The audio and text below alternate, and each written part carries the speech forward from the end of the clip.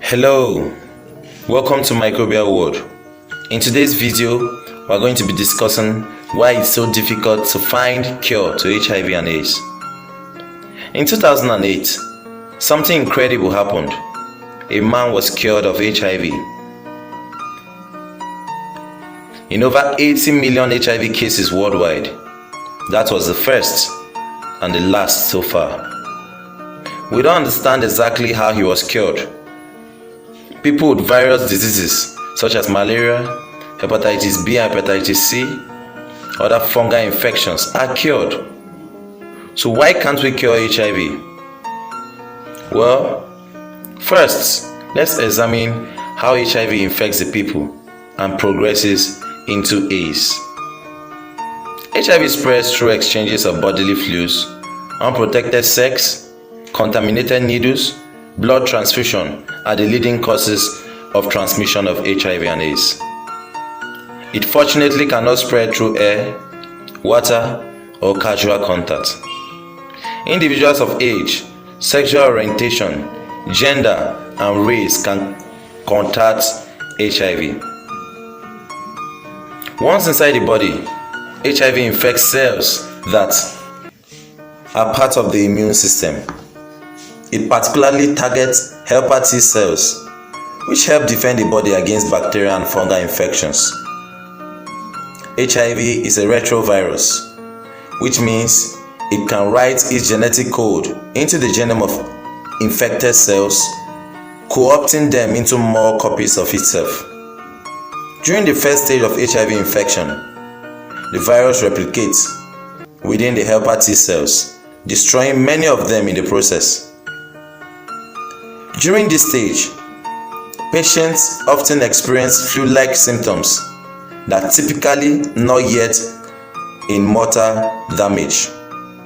However, for a period ranging from a few months to several years, during which time the patient may look and feel completely healthy, the virus continues to replicate and destroy T cells.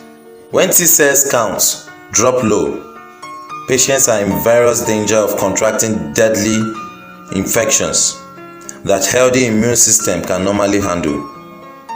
This stage of HIV infection is known as AIDS. The good news is that there are drugs that are highly effective at managing levels of HIV and preventing T cell counts from getting too low enough for the disease to progress to AIDS, which we all know the full meaning of AIDS is acquired immune deficiency syndrome. With antiretroviral therapy, most HIV positive people are expected to live long and healthy lives and are much less likely to infect others. However, there are two major catches. One is that HIV positive patients must keep taking drugs for the rest of their lives. Without them, the virus can make a deadly comeback. So how do these drugs work? The most commonly prescribed ones prevent the viral genome from being copied and incorporated into a host cell's DNA. Other drugs prevent the virus from making or assembling, causing HIV to be unable to infect new cells into the body. But HIV hides out somewhere our current drugs cannot reach it. That's inside the DNA of healthy T cells. Most T cells die shortly after being infected with HIV.